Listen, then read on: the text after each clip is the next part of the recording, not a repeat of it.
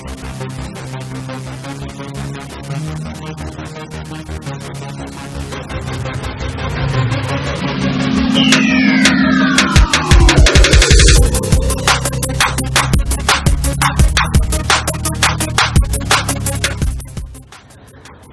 बच्चा लोग, स्वागत है आपका मेरे केमिस्ट्री यूट्यूब चैनल केमिस्ट्री सखा पे, क्योंकि हम यहाँ बात करते हैं केमिस्ट्री की। केमिस्ट्री की अगर बात करें तो आपका पहला chapter some basic concepts of chemistry ख़त्म हो चुका है, उसका असाइनमेंट डिस्कस हो चुका है। अब हमें मूव करना है सेकेंड चैप्टर की तरफ, जिसका नाम है स्ट्रक्चर ऑफ एटम।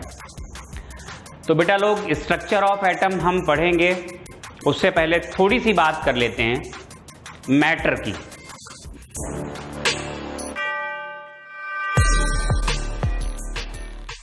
मैटर क्या होता है आप सब लोग जानते हैं। मैटर या सब्सटेंस शुरुआत से, मुझे नहीं पता कौन से क्लास से आप लोग पढ़ते ही आ रहे होंगे, anything which has mass and occupy space is called matter. तो इसे तो आप लोग मैटर बोल देते हैं। मैटर का क्लासिफिकेशन किया गया है, वहीं से स्ट्रक्चर ऑफ एटम की ओरिजिन वहीं से होगी जब हम मैटर का क्लासिफिकेशन पढ़ेंगे।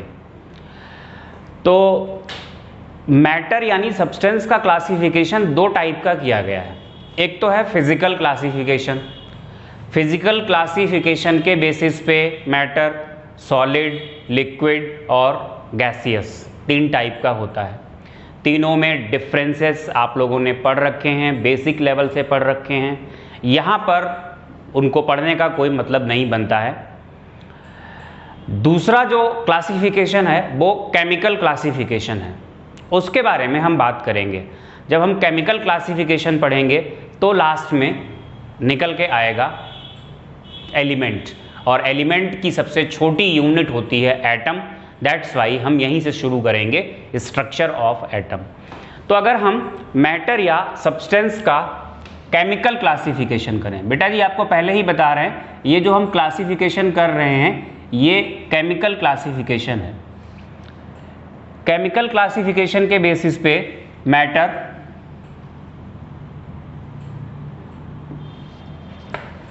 दो पार्ट्स में डिवाइड किया गया है। एक तो होता है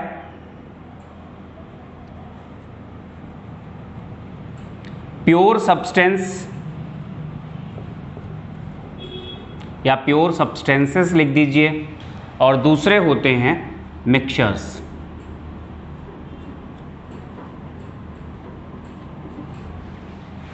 जो प्योर सब्सटेंसेस होते हैं इन्हें फिर से क्लासिफाई किया गया है। एक को हम बोलते हैं एलिमेंट और दूसरे को हम बोलते हैं कंपाउंड। ऐसे ही मिक्सचर्स भी दो टाइप के होते हैं, आप लोगों का पढ़ा हुआ है। एक होते हैं होमोजीनियस मिक्सचर्स और दूसरे होते हैं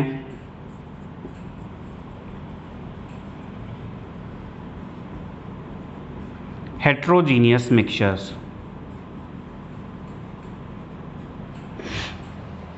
तो ये क्लासिफिकेशन है, हम एक एक करके सबको डिस्कस करेंगे। देखिए, आप चाहें तो अलग हेडिंग डाल के भी लिख सकते हैं, या आपने जो ये टेबल बनाई है इसी में आप लिख सकते हैं।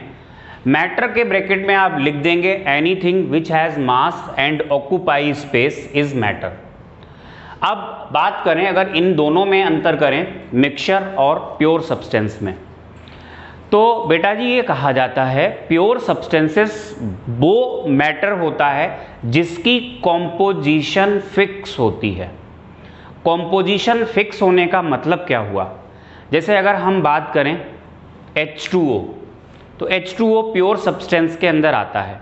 इसमें ये बात पक्की है कि हाइड्रोजन और ऑक्सीजन का जो बाई मास रेशियो होगा वो फिक्स होगा, मतलब H2O है, CO2 है, कोई एलिमेंट आप उठा लें, गोल्ड है, गोल्ड में भी भाई एक प्योर सब्सटेंस है, वहाँ भी कॉम्पोजिशन फिक्स ही है। तो प्योर सब्सटेंस अगर आपने लिखा है तो आप यहाँ पर लिखेंगे pure substances have fixed composition, और मिक्सचर्स में composition is not fixed. For example, अगर हम एक्वस सोल्यूशन ऑफ शुगर लेते हैं तो शुगर और वाटर का जो रेशियो है बाई मास उसे हम वेरी करा सकते हैं। रेशियो पहले कुछ था तब भी हम मिक्सचर कहेंगे पानी और चीनी का, रेशियो आप चेंज कर दीजिए अमाउंट्स का तब भी हम मिक्सचर कहेंगे वाटर और शुगर का। तो ये मिक्सचर्स होते हैं। यहाँ पे आते हैं एलिमेंट एंड कंपाउंड। जो प्योर सब्सटेंसेस हैं वो फिर से क्लासीफाई किए गए हैं एलिमेंट एंड कंपाउंड। तो यहाँ तक अगर आप लिख रहे हैं ये वाला, तब तो आप ब्रैकेट में लिख दो, काम चल जाएगा। Anything which has mass and occupy space is matter, composition fixed, composition variable, example यहाँ बताए थे। लेकिन ये डेफिनेशंस तो आप अलग अलग करके ही लिखें, मतलब एलिमेंट, कंपाउंड, होमोजीनियस, हेट्रोजीनियस, इनको आप अलग अलग करके ही लिखें। बात जब आएगी एलिमेंट की, तो एलिमेंट क्या होता है? प्योर सब्सटेंस तो है ही, एलिमेंट के लिए कहा जाता है it is purest form of substance because it consists of single type of particles. जो एलिमेंट होता है ये सब्सटेंस की प्योरेस्ट फॉर्म मानी जाती है। तो जब आप लिखेंगे एलिमेंट में तो आप कहेंगे it is purest form of substance, full stop के बाद आप लिखेंगे it consists of single type of particles. Single type of particles होते हैं, जैसे गोल्ड में केवल Au एटम्स ही होंगे, सोडियम में केवल Na के एटम्स ही होंगे, या ऑक्सीजन गैस में O2 मॉलिक्यूल्स ही होंगे। तो अगर आपसे कोई बात करे कि एलिमेंट की यूनिट क्या होती है, एटम भी हो सकती है, मॉलिक्यूल भी हो सकती है, लेकिन जो सबसे छोटी यूनिट होगी वो तो एटम ही होगी, क्योंकि मॉलिक्यूल भी एटम से ही मिलके बना होता है। ऑक्सीजन एलिमेंट की बात की जाए तो O2 होता है, देखो O2 मॉलिक्यूल है फिर भी ये एलिमेंट है। तो अपने दिमाग में ये बात रखिएगा, कहीं ऐसा मत सोचिएगा कि जहां पर 2 या 2 से ज़्यादा एटम्स आ जाएं तो वो एलिमेंट नहीं होगा। बेटा 2 या 2 से ज़्यादा एटम्स आ जाएं और अलग अलग एलिमेंट के हों तब वो कंपाउंड होगा। और अगर एटम्स जितने भी हों, चाहे 2 हों, 4 हों, 8 हों, वो अगर सेम एलिमेंट के हैं तो वो एलिमेंट ही रहेगा, वो कंपाउंड नहीं बोला जाएगा। तो एलिमेंट की definition purest form of substance, it consists of single type of particles. Full stop के बाद आप लिखेंगे element can exist in different atomic states. Element can exist in different atomic states। जैसे एलिमेंट हो सकता है मोनो एटॉमिक हो, mono atomic में बहुत सारे एग्जाम्पल्स मिलेंगे। मेटल्स हैं, सब मोनो एटॉमिक माने जाते हैं। मेटल्स के अलावा इनर्ट गैसेस, जितनी भी इनर्ट गैसेस हैं वो मॉलिक्यूल्स नहीं बनाती हैं। हीलियम, नियॉन, आर्गन, ये तो पता ही होगा आपको, क्रिप्टॉन और रेडॉन, ये सब मोनो एटॉमिक फॉर्म में होते हैं। अगर हम बात करें एटॉमिसिटी में डाई एटॉमिक की, डाई एटॉमिक का मतलब 2 एटम्स कंबाइन कर जाएंगे। O2 है, O2 gas, H2 gas, X2। X का मतलब है यहां पर हैलोजन से। हैलोजन्स डाई एटॉमिक स्टेट में एग्जिस्ट करते हैं। हैलोजन्स में क्या क्या आता है? F2 है, Cl2, Br2, I2। और ट्राई एटॉमिक की बात की जाए तो बेटा ट्राई एटॉमिक में एग्जाम्पल है हमारे पास ओजोन। टेट्रा एटॉमिक स्टेट में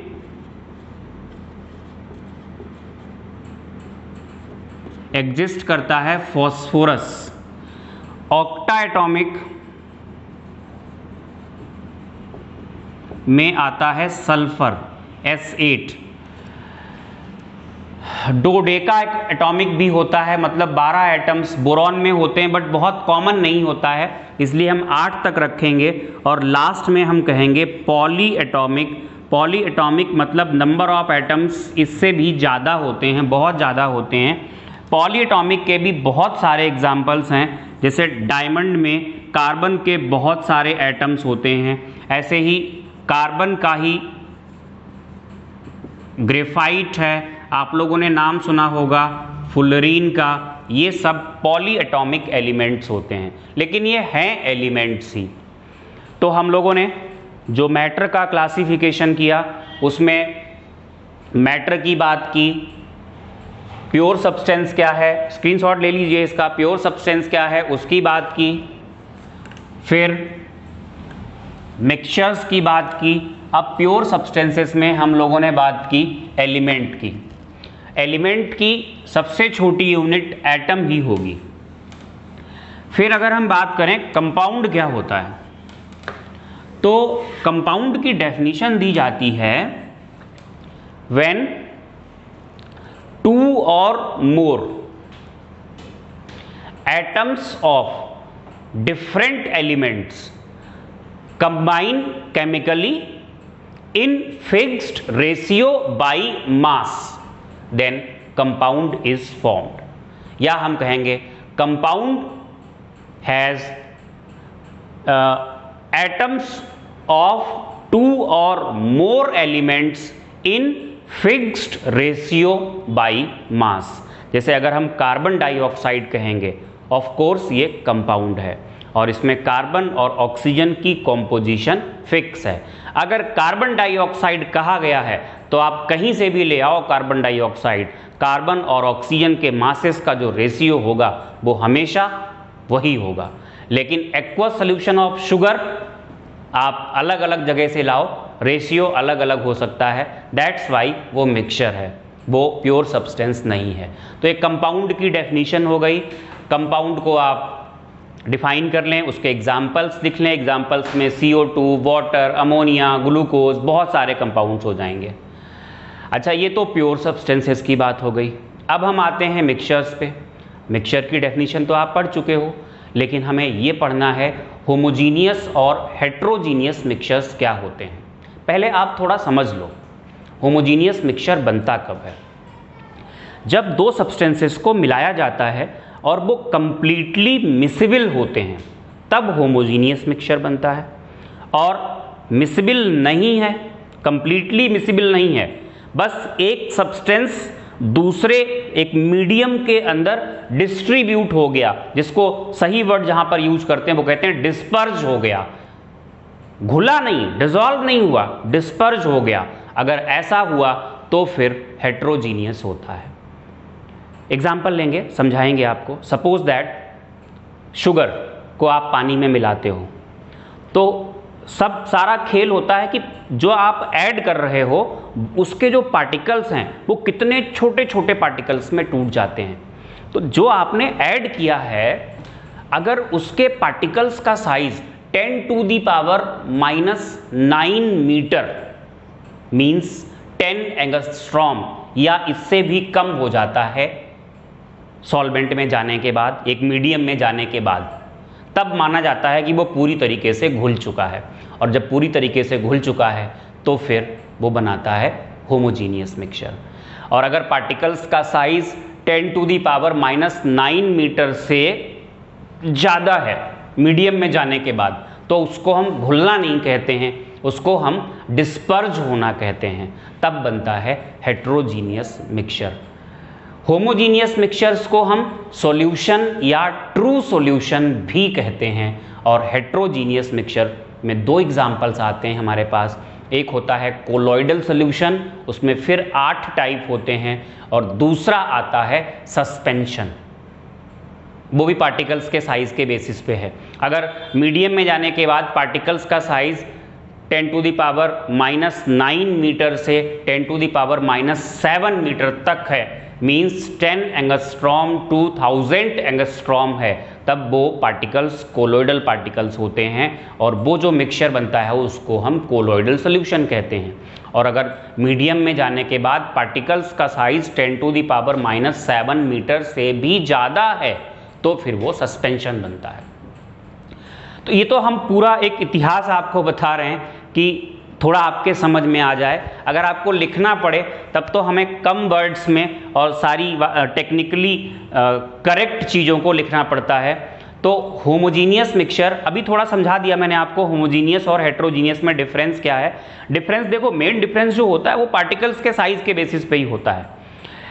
और बताते हैं थोड़ा सा, जैसे कि अगर आपने पानी में, ये पानी है, पानी में आपने चीनी के पार्टिकल्स को मिलाया तो ये चीनी के पार्टिकल्स इसमें घुल जाते हैं। घुलने के बाद ये थ्रू आउट द सोल्यूशन कैसा होता है, बिल्कुल यूनिफॉर्म प्रॉपर्टीज होती हैं। और ऐसा नहीं होता है कि चीनी के पार्टिकल्स की अलग सरफेस दिखाई दे। ये एग्जाम्पल बाद में लो, पहले ये एग्जाम्पल लो। हमने पानी में सैंड पार्टिकल्स को डाला, आपको पता है सैंड पार्टिकल्स इसमें घुलते नहीं हैं, ये सस्पेंशन बनता है, जाके घुलते नहीं हैं। सैंड को डाला हमने, इसमें ऐड किया और शेक कर दिया। शेक करने के बाद जो सैंड के पार्टिकल्स होते हैं वो इसमें डिस्ट्रीब्यूट हो जाते हैं, डिस्पर्स हो जाते हैं। डिस्ट्रीब्यूट होने के बाद भी क्या होता है, एक्चुअली क्या होता है, ध्यान देना, पार्टिकल जो है इसका साइज जो होता है वो बड़ा होता है, मतलब 10⁻⁹ मीटर से ज़्यादा होता है। तो पार्टिकल का साइज बड़ा होने की वजह से इसकी सरफेस मानी जाती है। तो ये इसकी एक सरफेस होगी, ऐसे ही पानी की एक सरफेस होगी अपनी अलग, राइट। तो होता क्या है, इस सैंड पार्टिकल का अपना एक फेज माना जाता है और वाटर का अपना एक अलग फेज माना जाता है।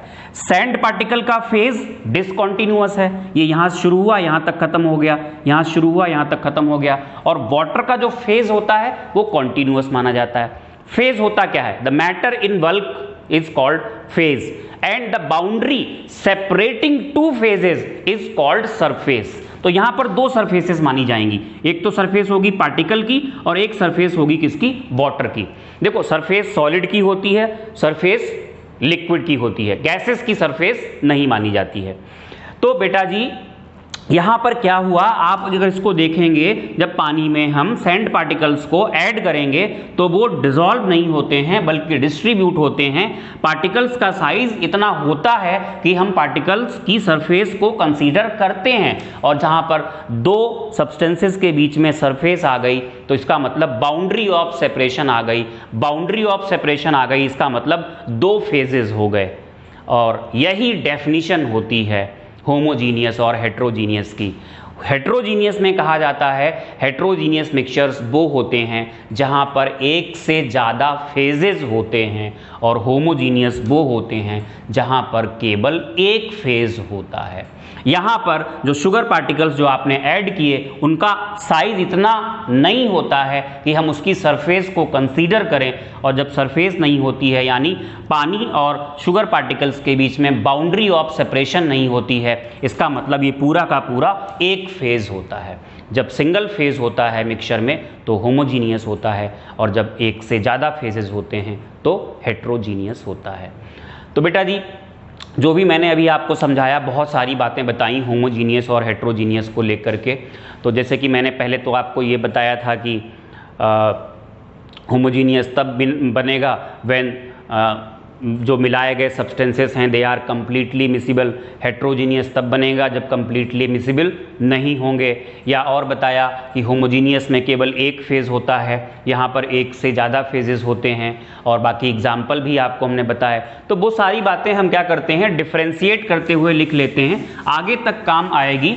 देखो इसको नेकेड आइज से हम नहीं पहचान सकते कि होमोजीनियस है या हेट्रोजीनियस है। जैसे हम आपको वेल नोन एग्जाम्पल दें, मिल्क देखने में हमें ऐसा लगता है कि होमोजीनियस है, बट एक्चुअली मिल्क होमोजीनियस नहीं है।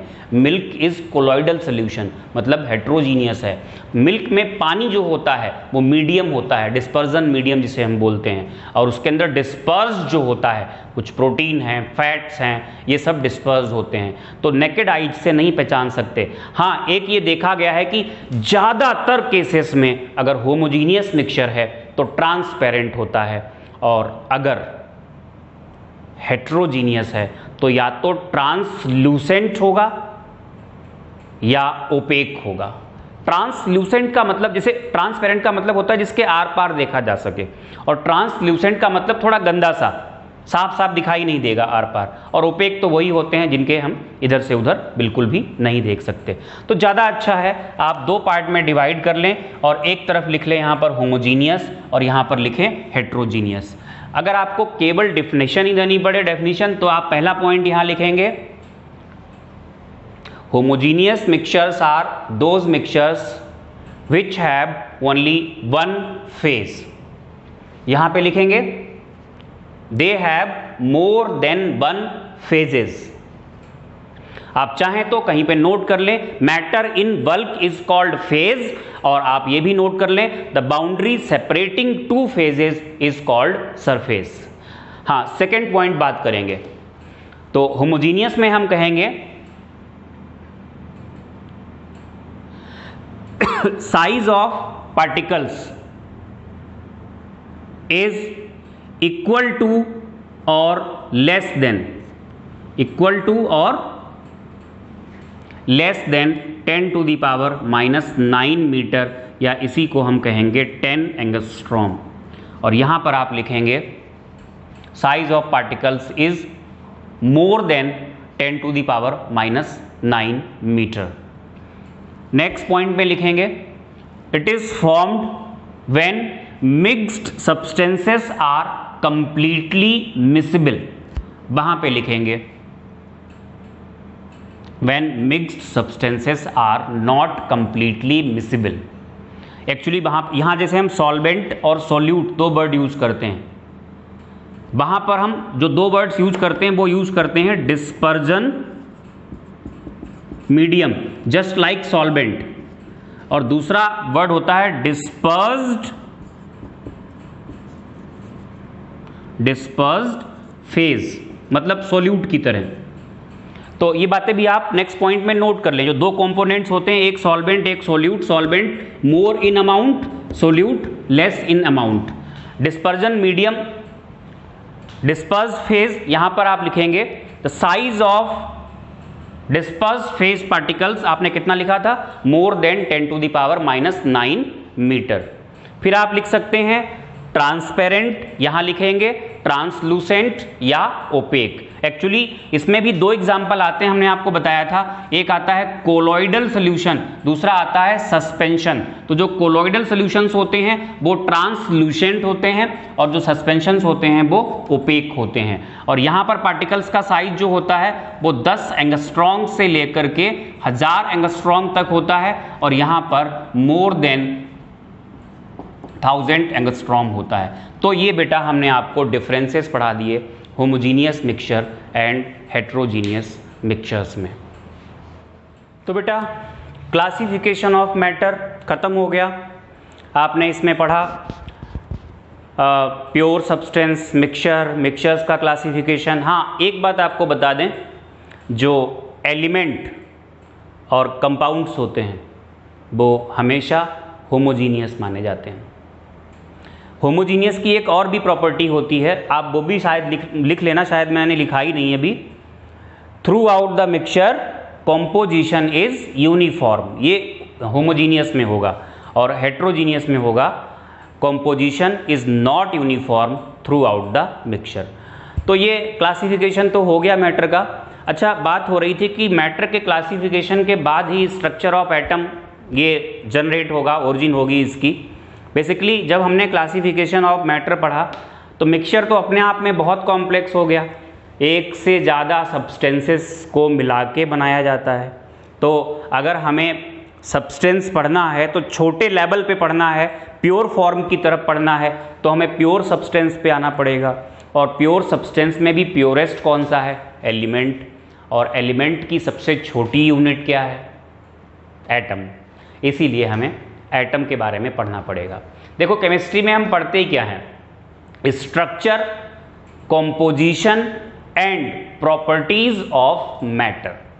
अगर आपसे कोई पूछे व्हाट इज केमिस्ट्री, तो आप कहेंगे it deals with the study of structure, composition and properties of matter. तो भैया मैटर की सबसे छोटी यूनिट क्या आई निकल के? एटम। तो अनडाउटेडली हम क्या पढ़ेंगे? एटम का स्ट्रक्चर, एटम की कॉम्पोजिशन, एटम की प्रॉपर्टीज, यही सब हमें पढ़ना है। तो चलिए फिर ये शुरुआत कर लेते हैं। मेन तो हमारा नेक्स्ट वीडियो लेक्चर से ही स्टार्टिंग होगी, लेकिन एटम नाम कहाँ से आया? एक ब्रिटिश टीचर हुआ करते थे, नाम सुना हुआ है आप लोगों ने, डाल्टन।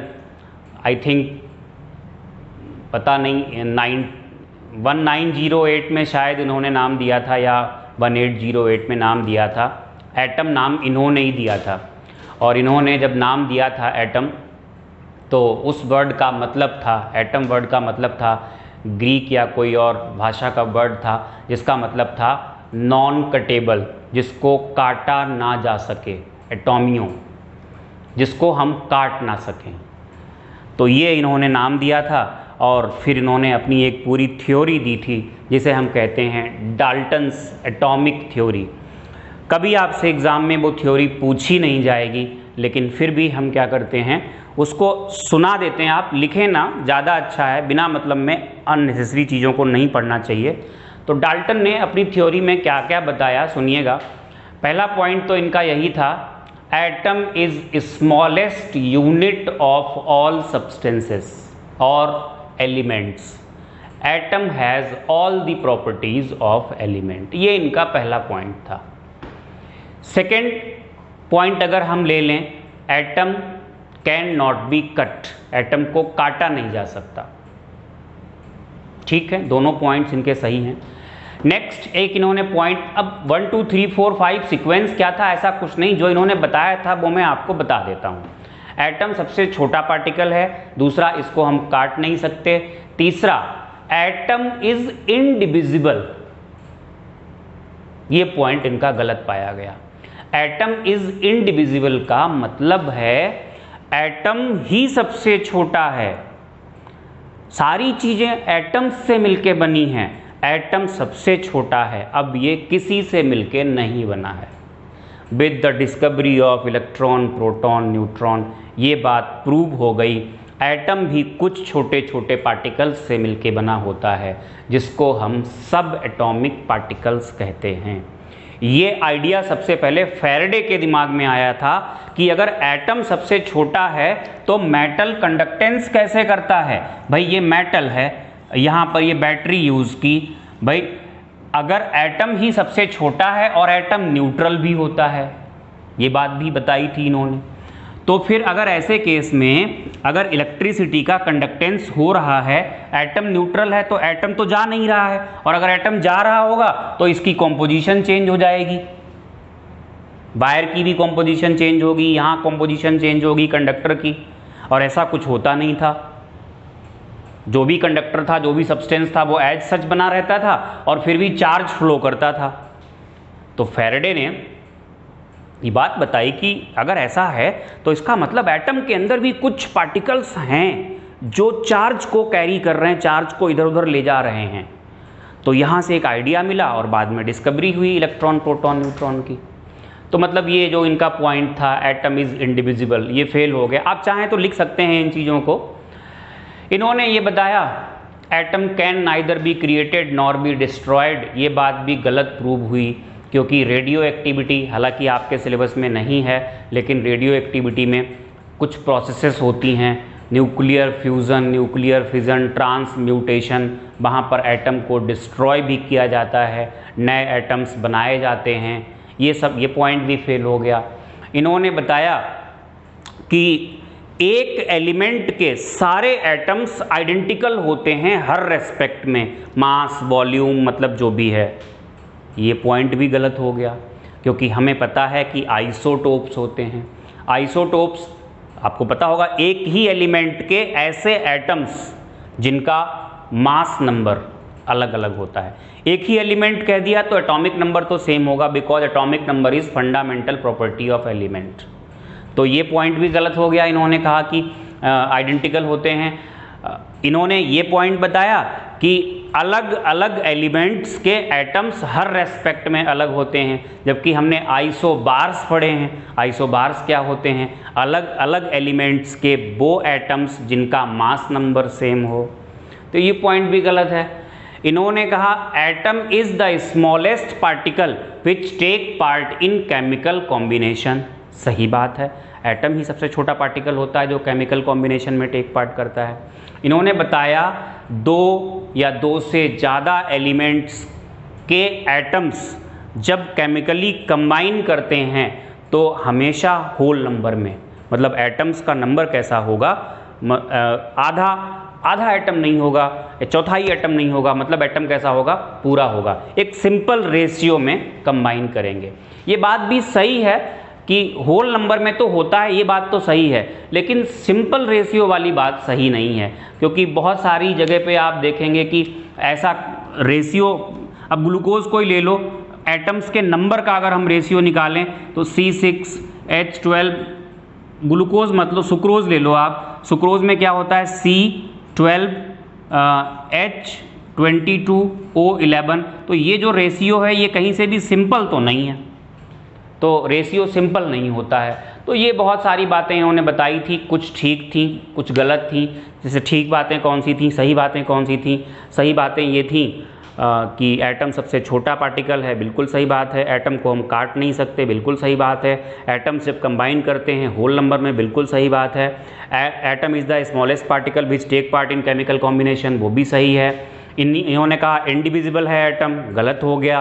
इन्होंने कहा कि एक एलिमेंट के सारे एटम्स की प्रॉपर्टीज सेम होती हैं, गलत हो गया। आइसोटोप्स की वजह से अलग अलग एलिमेंट के एटम्स हर रेस्पेक्ट में अलग होते हैं, गलत हो गया। आइसोबार्स की वजह से, और सिंपल रेशियो नहीं होता है, ये भी गलत हो गया। तो ये बहुत सारे पॉइंट्स थे जो सही थे और गलत थे। अगर हम सीक्वेंस की बात करें तो सीक्वेंस तो ये कहता है कि अब हमें discovery of electron, proton and neutron पढ़नी चाहिए, लेकिन इस चैप्टर का सबसे बोरिंग वीडियो लेक्चर जो होगा वो यही होगा, discovery of electron, proton and neutron. वहाँ पे हम कैथोड रे एक्सपेरिमेंट, एनोड रे एक्सपेरिमेंट, ये सब पढ़ेंगे। तो वो हम फिलहाल सेकेंड लेक्चर में तो आपको नहीं पढ़ाने वाले हैं। हम सेकेंड लेक्चर जो लेंगे उसमें इस वाले पार्ट को बस हम ये मान लेंगे कि हाँ इलेक्ट्रॉन, प्रोटॉन, न्यूट्रॉन की डिस्कवरी हो गई। कैसे हो गई वो हम बिल्कुल लास्ट में आपको बता देंगे। कैथोड रेज, एनोड रेज, सबकी प्रॉपर्टीज़ भी हम आपको बता देंगे, बताएंगे सारा। लेकिन फिलहाल हो गई डिस्कवरी, इस चीज़ को बीच में छोड़ के उसके बाद हम atomic number, mass number, isotopes, isobars, ये सब लेकर के और सीधे हम बोर मॉडल से, जो चैप्टर मेन है जहाँ से आपके यहाँ स्टार्टिंग होती है क्वेश्चंस की और जो आप लोगों ने अब तक नहीं पढ़ा है, उसको पढ़ना हम लोग स्टार्ट कर देंगे सेकेंड लेक्चर में। तो फर्स्ट लेक्चर भी इतना बोरिंग नहीं रहा होगा, हालांकि थ्योरी ही है, बहुत सारी चीज़ें आपको यहाँ पर जानने को मिली होंगी। तो इसको पढ़िए, इसके नोट्स बनाइए अच्छे से। ऑल दी बेस्ट बेटा।